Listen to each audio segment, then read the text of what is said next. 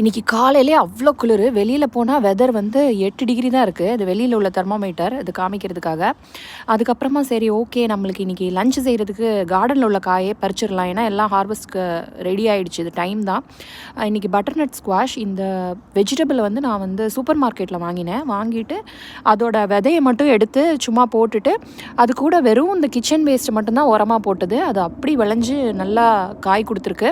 இதை இன்றைக்கி கட் பண்ணி குட்டி குட்டியாக ரோஸ்ட் பண்ணியாச்சு அவனில் வச்சு.